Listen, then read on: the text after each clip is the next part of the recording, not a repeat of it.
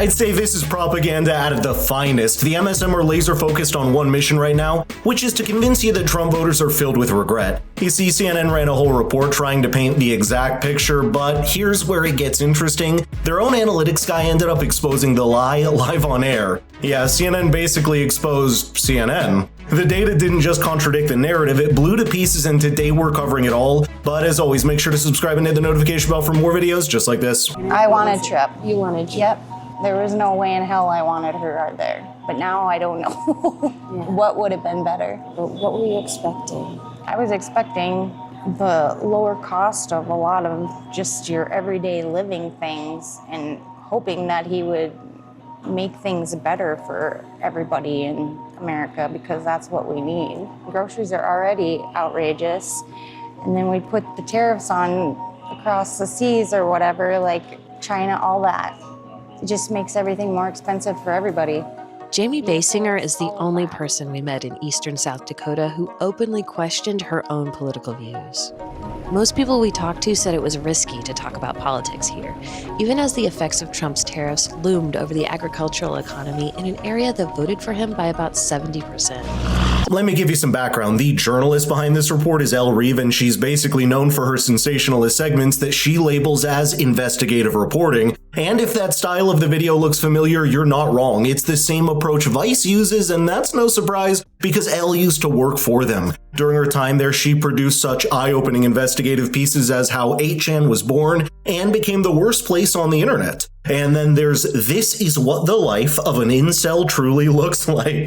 Truly life-changing stuff if you ask me. Going back to the video, Elle tried to set the stage as if she had visited a village in China where voicing your opinion would decrease your social credit score. That couldn't be further from the truth. For instance, this is the second person she interviewed, and no one appears to be under any risk talking about politics. So Becky, let me ask one thing. Are you in a politically mixed marriage? Yeah, did you see the Joe Biden sign? Would you like to talk about that a little bit? Yeah. Becky Hofer was not afraid to talk.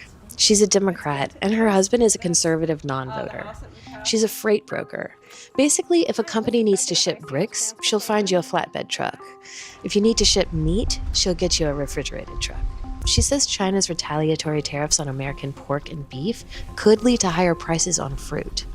Right now it's produce season in California. We need to get out to California. What goes out to California? Meat. We haul pork. We haul beef. Where does it go? It goes to Asia. If it doesn't go, the price of produce is going to go up even that much more because they're going to have to pay more for the trucks. Okay, there's a lot to unpack here. So Becky's a freight broker, and what she conveniently left out is that the industry doesn't rely on California alone to stay afloat. In fact, a recent report from DAT, which is a load board that connects brokers with truckers, shows that the capacity in California is still tight despite all the doom and gloom Becky was trying to sell us. What's even more telling is that Becky glossed over the fact that truck drivers in the US are still underpaid, and I think this is where her frustration lies. If she's forced to pay carriers a fair, or as she put it, higher rate, that means her margins shrink, and that's not good for business, at least not for her. So she took this golden opportunity to blame this on Trump and his tariffs. But wait a minute, I thought this report was about Trump voters regretting their choice, so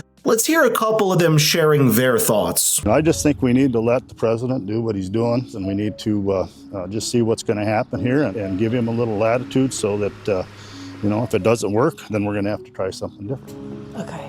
So you're willing to let the president try some stuff to see? Yes, to see if this works. Let's give the president a chance, and we'll just have to go from there. Doug Bjerke runs a lawn mowing business. He says Trump's plan will work out in the long term, even if some crop prices fall. Yeah, the price might come down, but when them people start starving, they're going to come back to the table. You mean in the other countries? Yeah, we're a gracious nation feeding the world, and we shouldn't have to without getting something for it. Doesn't sound too regretful to me, and get this entire report was around 6 minutes. Only 2 minutes of it included actual Trump voters, while the other 4 included Elle's agenda pushing in addition to Democrats who are supposedly at risk of sharing their political opinions, criticizing the current president and his policies. This is what journalism has come to in this country. Instead of providing a balanced and fair perspective, it's all about sensationalizing the situation to fit a predetermined story. And then they have the audacity to wonder why people are turning off and going to other platforms to get real coverage. That's why it's important to like the video and subscribe to our channel, please, because we commit to telling nothing but the truth. We're not beholden to either side. The interesting thing is CNN aired this segment, but they also talked about actual poll numbers that provide Trump isn't losing support. Let's talk about Trump voters and how they feel. Do they regret their vote? I mean, this is the big question, right? I hear all these stories, all these articles. All the Trump voters, they regret what they did back in 2024. I'm here to tell you, very few of them regret what they did back in 2024. What are we talking about? Trump voters looking back at 2024. We got a new poll out. The poll was conducted this month. What percentage would change their vote to a different candidate? We're talking just 2%, just 2%. That's not even a wide spot on the road. And then there's this additional 1% who say they would rather not vote. We're talking overall under 5% might or would have changed their vote. Donald Trump voters back in 2024. So where did this entire narrative come from then? Well, last month it was all about the angry people at town halls, and now we've got the new story. It's almost like the lamestream media is manufacturing a crisis, trying to convince everyone that Trump is losing support, but the reality is his support is strong and no amount of biased reporting can change that. And here's the crazy part. Judging by the amount of negative and draining news that we've seen so far, one would think we're already 2 years into it and midterms are right around the corner, but we're not even 100 days into Trump's second term.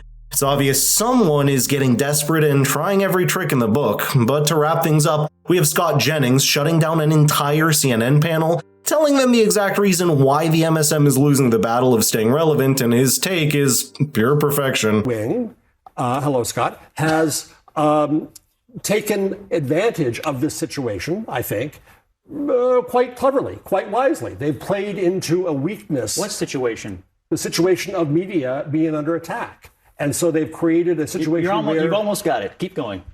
What the right wing is taking advantage of is finally the American people saying enough is enough. They're tired of feeling like the mass media screens out one viewpoint versus another in political coverage. They're tired of media institutions favoring one party over another. They're tired of narratives over factual stories. If I had any advice for 60 Minutes or anybody else, it would be just cover the news and try to be fair about it and stop putting your finger on the scale. Exactly. You know the old saying, fool me once, shame on you. Fool me twice, shame on me. That couldn't be a better fit for the CNN report we covered today in the overall state of legacy media. They refuse to understand one basic truth. People hate being lied to. They don't want to be fed a constant stream of biased reporting that fits a certain agenda. People are seeking out news that respects their intelligence and doesn't treat them like a herd incapable of critical thinking.